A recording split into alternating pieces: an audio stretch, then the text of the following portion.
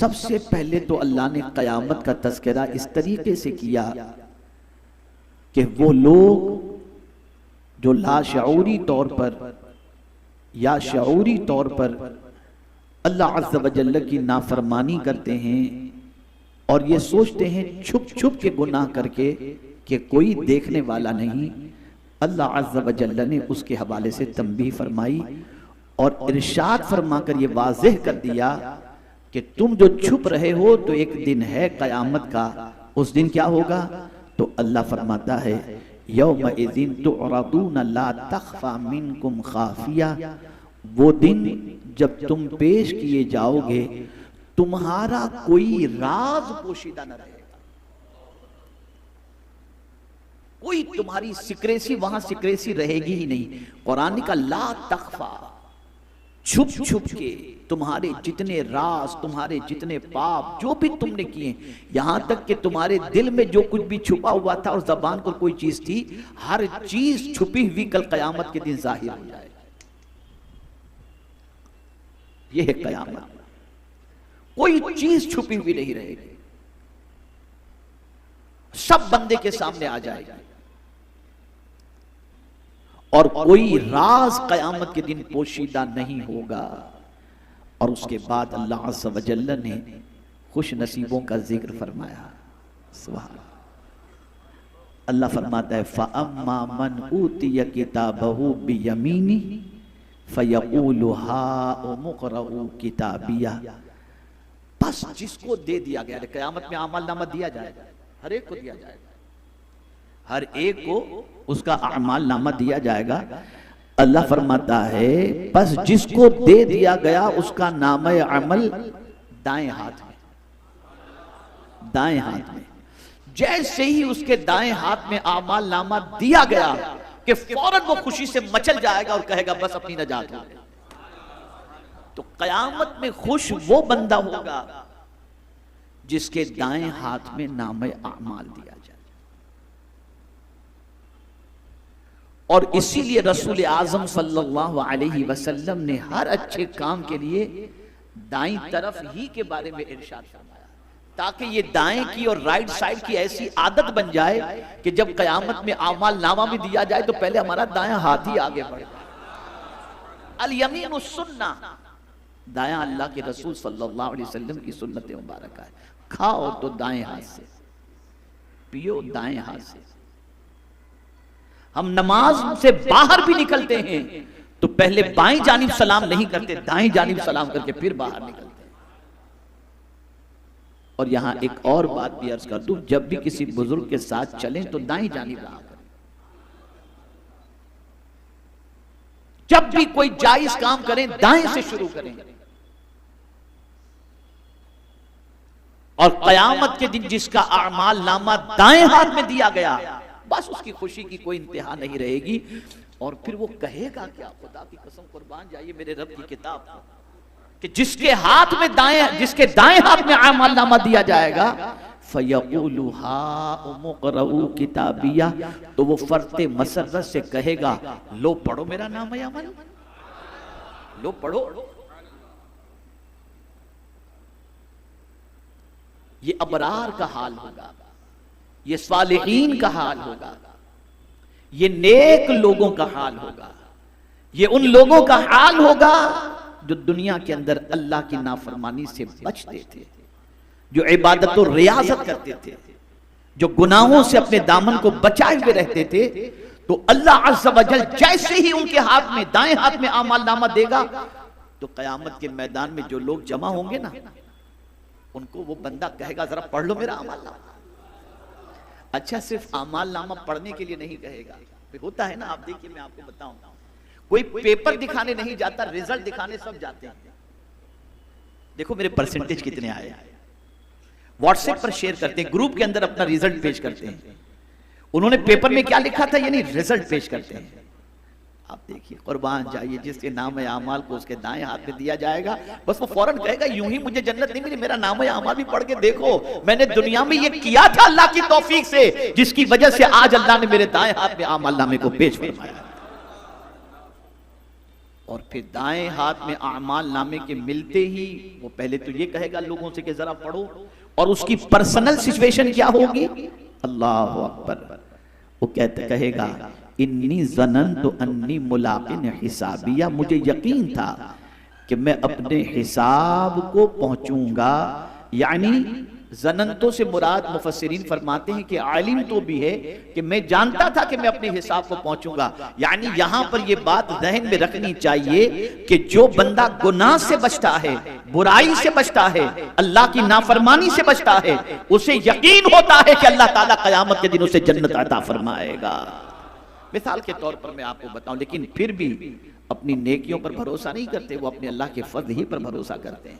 वो नेकियों पर इतराते नहीं है, घमंड नहीं करते, वो घमंड नहीं करते। ये बात वो उस वक्त कहेंगे जब अल्लाह अज़्ज़ व जल्ल दाएं हाथ में आमाल नामा दे देगा, वरना दुनिया के अंदर नेकी करके वो डरते हैं कि पता नहीं ये नेकी कबूल भी होगी कि नहीं होगी। लेकिन जब दाएं हाथ में आमाल नामा मिल जाएगा तब ये कयामत कहेंगे, दुनिया में नहीं कहेंगे मैं बहुत नेक हूं, दुनिया में नहीं। यही वजह है कि गालिबन बायजीद बुस्तामी अलैहिर्रहमा या जुन्नून मिस्री अलैहिर्रहमा का वाकया है कि जहां वो तशरीफ फरमाते जिस शहर के अंदर, वहां कहत पड़ा, बारिश नहीं हो रही थी, बड़े आबिद व ज़ाहिद, बड़े मुत्तकी और परहेजगार, मुस्तजाब दावत लोग उनके पास पहुंचे कि हजरत आप दुआ कर दें ताकि बारिश हो जाए। कहां बात तो तुम्हारी सही है कि बारिश नहीं हो रही है, लेकिन जानते हो बारिश क्यों रुकती है? बारिश जिस जमीन पर गुनाह ज्यादा होने लग जाए तो अल्लाह बारिश रोक देता है। तो इस जमीन पर मुझसे बड़ा कोई गुनहगार नहीं, मैं ये जमीन छोड़ के चला जाता हूं, देखो बारिश हो जाएगी। ये वो कह रहे हैं जिनके दामन को अल्लाह ने गुनाहों से बचा के रखा। और यहां तो बस चंद टूटी फूटी नेकी भी अगर हो गई तो हम अपने आप को वली कुतुब अब्दाल से कम समझने को तैयार ही नहीं। ये हमारा हाल है। थोड़ा सा अमामा शरीफ बांध लिया, अच्छा बोलने लग गए, अच्छा पढ़ने लग गए, दाढ़ी आ गई, सब कुछ हो गया, तो आप समझते हैं हमसे बड़ा। और अल्लाह वाले जिंदगी की आखिरी सांस तक खुद को बहुत बड़ा आबिद नहीं समझते थे, गुनहगार ही समझते थे, गुनहगार ही समझते थे। और हुआ भी ये कि वो शहर छोड़ के चले गए तो बारिश हुई भी, बारिश हुई भी। तो किसी कहने वाले ने कहा कि हजरत गए और बारिश हुई, तो जवाब में कि वो अपने आप को अल्लाह की बारगाह में आजिज समझे तो अल्लाह को ये अदा पसंद आ गई जिसकी वजह से अल्लाह ने बारिश नाजिल फरमा दी। उनका जाना आजिजी की बुनियाद पर था, इंकिसारी की बुनियाद पर था। वो गुनहगार नहीं थे, लेकिन खुद को अपने आप गुनहगार तस्वुर कर रहे थे। तो कयामत में वो कहेंगे कि देख लो हमारा अमल नामा। दुनिया में नहीं कहते, दुनिया में अपने आप को परहेजगार नहीं, डरते हैं दुनिया में, नेकी करके डरते हैं कि या अल्लाह पता नहीं हमारा हाल क्या होगा। बड़े बड़े पारसा भी आखिरी वक्त फिसल गए और ईमान के लाले पड़ गए, ये हुआ है। तो यहां फरमाया गया फयक़ूलु हा उमुक़रऊ किताबिया इन्नी ज़ननतु अन्नी मुलाकिन हिसाबिया। अब उसके बाद उनकी सिचुएशन क्या होगी? मैंने कहा है ना कि कयामत में खुश कौन होगा, तो अब इनका हाल क्या होगा इसी को कुरान ने मेंशन किया। फ़हुव फ़ी ईशतिन रादिया, बस ये खुश नसीब पसंदीदा जिंदगी बसर करेगा, फी जन्नतिन आलिया, आलीशान जन्नत के अंदर। यानी ऐसी जगह जाकर ये खुश नसीब अपनी जिंदगी बसर करेगा कि वहां कोई टेंशन है ही नहीं। और जन्नत ऐसी जगह है कि जिसे एक बार दाखिल कर दिया जाएगा फिर जन्नत से उसे निकाला नहीं जाएगा। यहाँ दुनिया के बहुत सारे मुल्कों के अंदर लोग ये इज्तिमा सुन रहे हैं और आप भी सुन रहे हैं। यहाँ एक नुस्खा बता दूं, अल्लाह तौफीक दे और मदीने मुनव्वरा की हाजिरी की आपको हमको सबको सआदत नसीब हो, तो जब रियाजुल जन्ना में जाएं, रियाजुल जन्ना क्या है? जन्नत का एक टुकड़ा है। तो फरमाया गया, सूफिया फरमाते हैं रियाजुल जन्नत में जाओ ना तो फौरन अल्लाह की बारगाह में अर्ज करो, मौला तू जन्नत में दाखिल करके जन्नत से महरूम नहीं करता, आज तूने अपने फजल से जीते जी हमने जन्नत में दाखिल कर दिया है, अब हमें जहन्नम वाला मत बनाना, हमें जन्नती ही बना देना। ये दुआ करनी चाहिए। तो यहां अमल अच्छा करोगे तो दाएं हाथ में आमाल नामा मिलेगा, और जहां दाएं हाथ में आमाल नामा मिला कि मैशर के मैदान में लोग समझ जाएंगे कि भाई ये तो निकल गया, ये जन्नती हो गया। और फिर उसकी खुशी की कोई ठिकाना, उसकी खुशी का कोई ठिकाना नहीं होगा। तो एक तो ये हो गया कि दाएं हाथ में आमाल नामा, और दाएं हाथ में आमाल नामा किसको मिलेगा? जिसके दामन में गुनाह से बचना होगा। याद रखिएगा, हमारे यहाँ नेकी की फजीलत बयान की जाती है, गुनाह से बचने की बात कम की जाती है। गुनाह से ज्यादा बचो।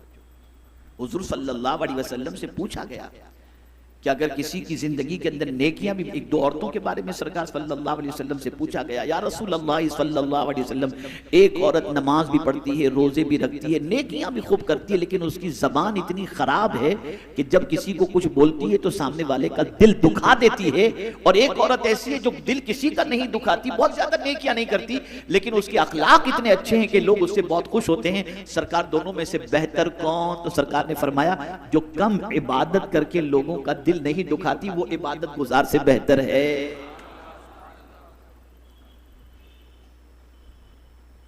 गुनाह से ज्यादा बचो, गुनाह से ज्यादा कोशिश करो। सबसे खतरनाक आज के दौर का गुनाह निगाह की आवारगी है और जबान की बेलगामी।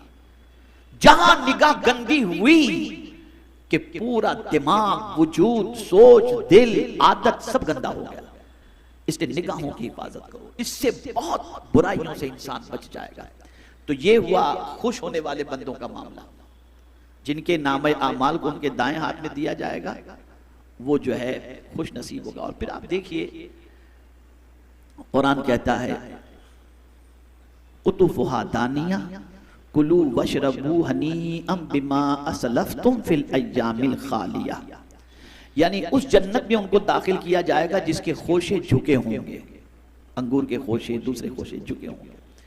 और ये झुके हुए जो खोशे होंगे ना, ऐसा नहीं कि लकड़ी से तोड़ के खाना पड़ेगा, नहीं। कुरान कहता है कुलू वशरबू हनीअम बिमा असलफ्तुम फिल अय्यामिल खालिया, उन्हें कहा जाएगा खाओ पियो और मजे उड़ाओ, कोई टेंशन की बात नहीं है। ये उन अमाल का अज्र है जो तुमने आगे भेज दिए थे। यहां से ये बात समझ में आई कि ऐसे नेक आमाल यहां पर करके आखिरत के लिए भेजो कि जहां कोई काम आने वाला नहीं, वहां ये आमाल तुम्हें काम आएंगे, उन आमाल का अज्र ये मिलेगा। इसीलिए अल्लाह वाले दुनिया में कम खाते थे, कम सोते थे और कम पीते थे कि खाने पीने की जगह तो जन्नत अगर अल्लाह ने अपने फजल से अता फरमाया, अल्लाह खिला फरमाएगा खाओ पियो मजे उड़ाओ, खाओ पियो। अब यहां तुम्हें कोई टेंशन नहीं, लेकिन नाखुश कौन होंगे अब समझो। और हमें चाहिए कि हम क़यामत में खुश रहना चाहते हैं तो हमें क्या करना चाहिए? हमें नेक आमाल आगे भेजने चाहिए ताकि वो नेक आमाल का अज्र हमें जन्नत की शक्ल में मिले और अल्लाह की नेमतों की शक्ल में मिले। अब उन कम नसीबों का जिक्र हो रहा है जो क़यामत में नाखुश होंगे। अल्लाह अज़्ज़ व जल्ल इरशाद फरमाता है, व अम्मा मन ऊतिया किताबहू बिशिमाली फयक़ूल या लैतनी लम ऊत किताबिया वलम अद्रि मा हिसाबिया या लैतहा कानतिल कादिया मा अगना अन्नी मालिया हलक अन्नी सुल्तानिया।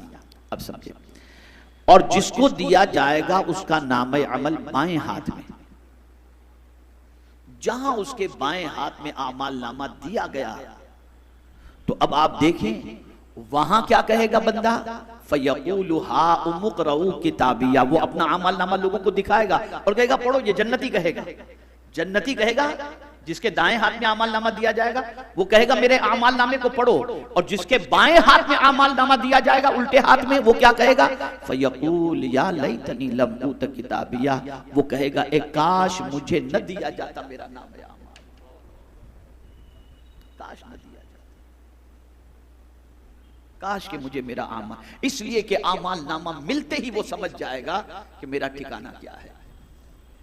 जैसा रिजल्ट बंदे के हाथ में आता है तो पहले देखता है फेल, समझ जाते हैं काश कि यार मुझे ये न मिलता, काश कि मुझे नहीं मिलता। और कुछ बंदों को शुरू से ये मालूम होता है कि अंजाम क्या होना है। उनकी जिंदगी की गड़बड़ियां उन्हें बताती हैं कि उनका हश्र क्या होगा। इम्तिहान के अंदर जो बच्चे साल भर तैयारी नहीं करते, उन्हें मालूम होता है कि रिजल्ट क्या आने वाला है, लेकिन जो मेहनत करते हैं उन्हें इत्मीनान होता है कि रिजल्ट हमारा क्या आएगा। तो अब जिनके बाएं हाथ में आमाल नामा दिया जाएगा, फयक़ूल या लैतनी लम ऊत किताबिया, काश मुझे न दिया जाता मेरा नाम अमल। वलम अदरी मा हिसाबिया, और मैं न जानता मेरा हिसाब क्या है। न जानता मेरा हिसाब क्या है, आमाल नामे के अंदर जो कुछ है, काश कि मैं न जानता कि इसके अंदर क्या दिया हुआ है। यानी जब उसके सामने उसके करतूत, उसके गुनाह, उसके पाप, उसकी आवारा गर्दी जब वो देखेगा तो कहेगा काश मुझे मेरा आमाल नामा न दिया जाता, और जो है मुझे मेरे हिसाब के बारे में मालूम न होता, मैं न जानता। यहां से ये बात समझ में आई कि हमारा कोई राज कयामत के दिन, जो समझाना चाहता हूं समझिए, जितना भी दुनिया में हमारा सीक्रेट मामला है, सिक्रेसी है जितनी भी, ये कयामत के दिन सिक्रेसी नहीं रहेगी। सब कुछ राज अल्लाह बता देगा, अमाल नामा बता देगा, छुप कर जो भी किया है वो भी बता देगा, और एलानिया जो भी किया है वो भी बता देगा। छुप कर आदमी ने गंदी पिक्चर देखी है वो भी दफ्तर में आ जाएगा, अगर छुप कर कोई आवारागर्दी की है तो वो भी नजर आ जाएगा, वो भी वाज़ेह हो जाएगा। अब जिसने बचाया है अपने आप को गुनाहों से, तो कयामत के दिन नाम आमाल उसके हाथ में आते ही वो लोगों को दिखाता हुआ घूमेगा, ये देखो मेरा आमाल नामा। लेकिन जिसने बुराइयां की, अल्लाह की नाफरमानी की हैं, उसके बाएं हाथ में आमाल नामा जैसे ही मिलेगा तो डरते हुए कहेगा काश मेरा आमाल नामा मुझे न दिया जाता। वो अपने हिसाब को देख करके घबराएगा, और फिर क्या कहेगा, या लैतहा कानतिल कादिया, ए काश मौत ने ही मेरा किस्सा पाक कर दिया होता। अब कयामत में तो मौत आनी नहीं। वो ये कहने लगेगा जिस तरह से दुनिया की तकलीफों से मौत के जरिए छूट गए, अब यहां भी मुझे मौत आ जाए तो मैं तकलीफ से छूट जाऊं, लेकिन वहां तो है ही नहीं मौत। अब वहां उसे अजाब होगा, तकलीफें होंगी। अच्छा, इसमें देखिए ये समझने वाली बात है कि बुराई करता कौन है सबसे ज्यादा। जो बहुत खुशहाल होते हैं ना, उनकी जिंदगी में बुराइयां बहुत ज्यादा होती हैं। तो अब वो क्या कहेगा कयामत के दिन, मा अगना अन्नी मालिया, आज मेरा माल मेरे किसी काम में ना आया। वो माल जिसके जरिए पाप किया करता था, गुनाह किया करता था, वो माल कयामत में कुछ काम नहीं आएगा। इसी को कुरान ने दूसरी जगह पर कहा है, यौम ला यनफ़उ मालुम वला बनून, कयामत के दिन न माल नफा पहुंचाएगा न बेटे नफा पहुंचाएंगे। और सिर्फ माल ही की बात नहीं, कभी कभी बड़ा ओहदा मिल जाता है, बड़ा मकाम मिल जाता है, बादशाहत मिल जाती है, और बादशाहत के मिलते, सुल्तानी मिलते ही वो इंसान ऐसे ऐसे काम करता है। जैसे आज आप देख लीजिए, बहुत सारे ऐसे सुल्तान मिलेंगे जिनकी बस पूछिए ही नहीं अय्याशी की पोजीशन क्या होती है, ये हाल उनका होता है। तो अब आगे कुरान कहता है, हलका अन्नी सुल्तानिया, मेरी बादशाही भी फना हो गई। अब यहां कोई बादशाही नहीं चलेगी, कुछ भी नहीं, सब खत्म हो गया। माल भी कुछ काम नहीं आएगा। और ये ना कोई समझे कि दुनिया में मेरे पास बादशाहत है, मैं जो चाहूं करूं, मेरी बादशाही की वजह से कयामत में भी मेरा कुछ चल जाएगा। वहां कुछ न चलेगा, न दिरहम चलेगा, न दीनार चलेगा, न तख्त चलेगा, न ताज चलेगा, न दौलत चलेगी, न पाउंड, न रियाल, कुछ नहीं चलेगा। वहां की सबसे बड़ी करेंसी अगर कुछ है तो वो नेक आमाल हैं, यही चलेगा, वहां यही चलेगा। तो ए रसूल आज़म सल्लल्लाहु अलैहि वसल्लम के प्यारे दीवानों, इसी के साथ आगे और भी एक उन लोगों के हवाले से हुक्म है, और उसको भी थोड़ा सा सुन लो ताकि पता चले कि उन लोगों का अंजाम जिनके बाएं हाथ के अंदर आमाल नामा दिया जाएगा, कयामत में अल्लाह फरमाएगा खुज़ूहु फग़ुल्लूहु, फरिश्तों को हुक्म होगा पकड़ लो, इसको पकड़ लो और इसकी गर्दन में तोप डाल दो, सुम्मल जहीम सल्लूहु, फिर इसे दोज़ख में झोंक दो, सुम्मा फी सिलसिलतिन सबऊन दिराअन फस्लुकू, और 70 गज लंबे जंजीर में इसको जकड़ दो। ये कुरान कह रहा है। अब क्या चीज थी जिसकी वजह से उसे ये होगा, इन्नहु कान ला युमिनु बिल्लाहिल अज़ीम वला यहुद्दु अला तआमिल मिस्कीन, बेशक ये बदबख्त ईमान भी नहीं लाया था, अल्लाह अज़्ज़ व जल्ल जो बुजुर्ग बरतर है, और न तरगीब देता था मिस्कीन को खाना खिलाने की। अल्लाह अकबर, अल्लाह अकबर। यहां से ये बात समझ में आई कि अगर कोई मिस्कीन को खाना खिलाने की तरगीब भी न दे तो कयामत में उसकी पकड़ होगी।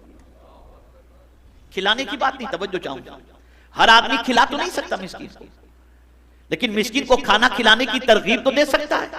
कि यार आपके पास है, जरा कुछ भूखे बेचारों को खिला दो, ये मिस्कीन है। तो कुरान कहता है कि उनका जुर्म ये होगा कि अल्लाह पर ईमान भी नहीं लाए थे और मिस्कीनों को खाना खिलाने की तरगीब भी नहीं दिलाते थे।